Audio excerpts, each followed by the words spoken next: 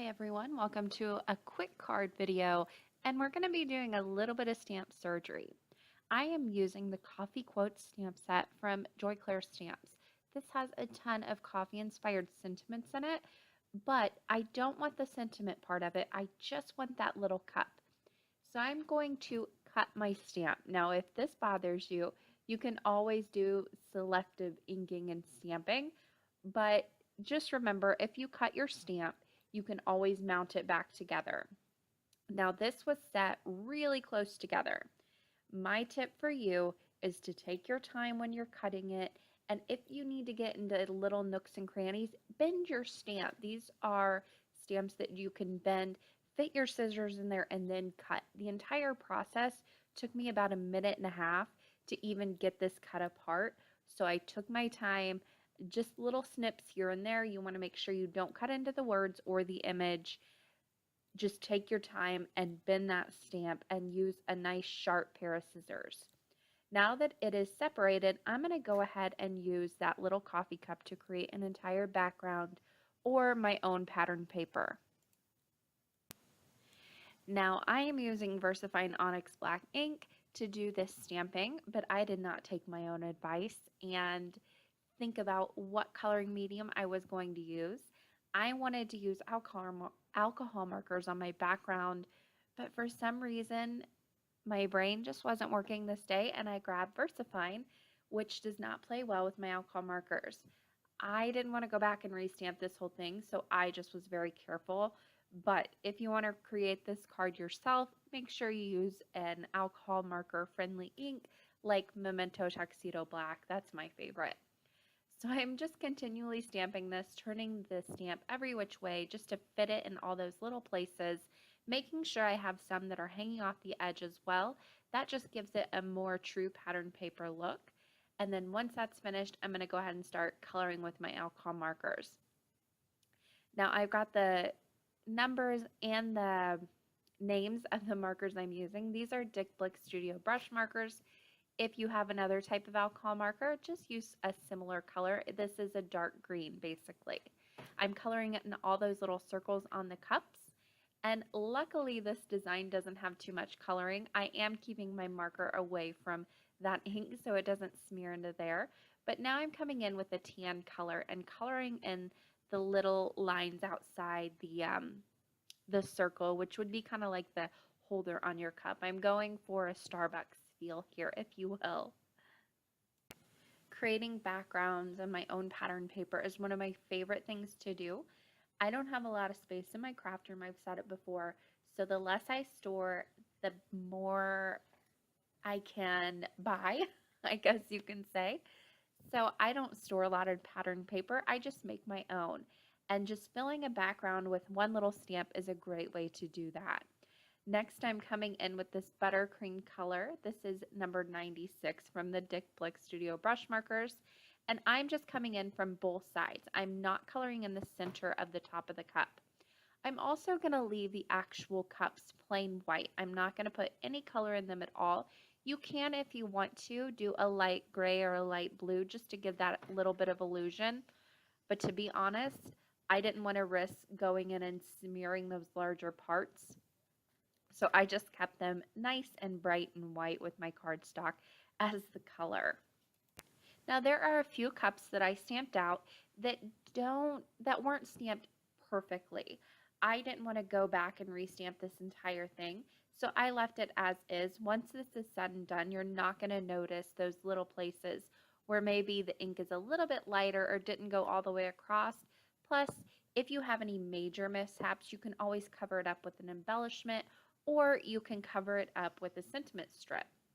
So for my sentiment, I'm using a stamp from that same Coffee Quotes stamp set, and this one says must have coffee. I went ahead and cut a white sentiment strip. This is just a strip of cardstock. It's not a banner or anything.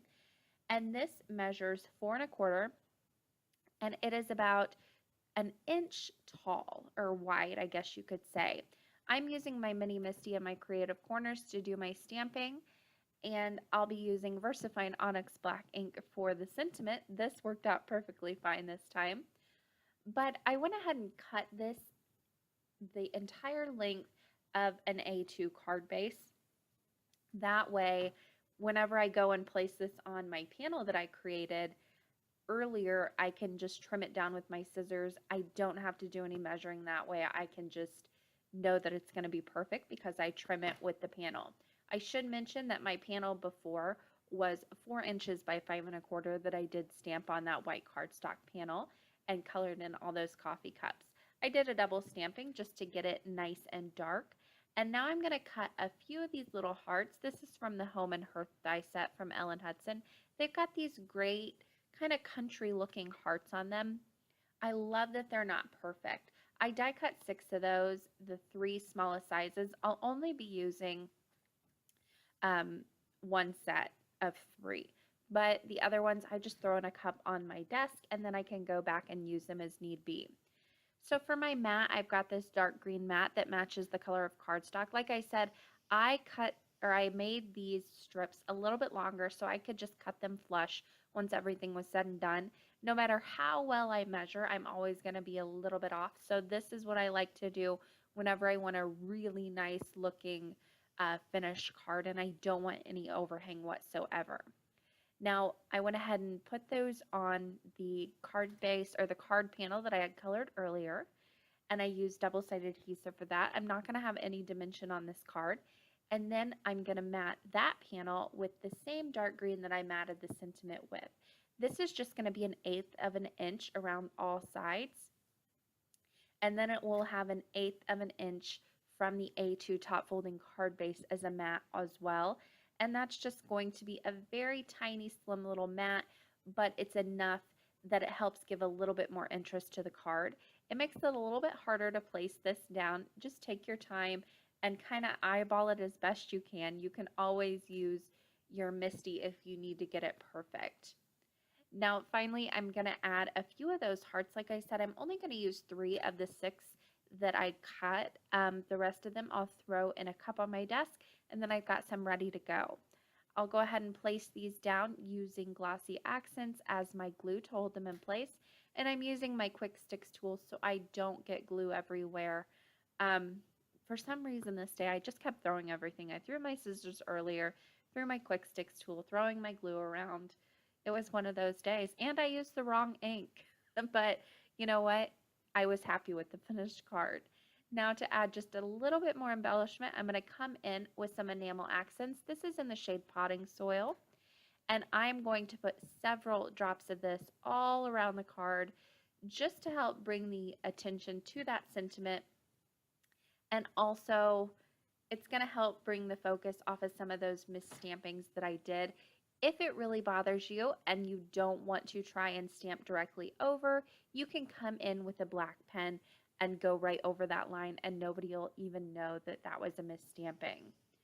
Now, I like to kind of give myself a little bit of playtime here. If you have trouble placing your enamel accents, put down some sequins first. I've seen another video by another YouTuber and she did that and I just thought it was ingenious. So she put down her sequins as placeholders and then came back in and put her Nuvo drops, I believe it was, down exactly where she wanted them. And it's a really great way to make sure that you get the placement exactly where you want it. Then you've got a little bit of playtime as well. Once that was done, I let everything dry and this card was completely finished. It was super simple and fast to make.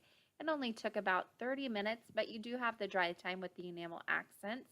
You can always leave those off, or you can put some on a craft mat, pop them off, and glue them on, and then you can have a quick card. That does it for me today. There are a few links on the left side of your screen you can click on. Thank you guys for watching, and happy crafting.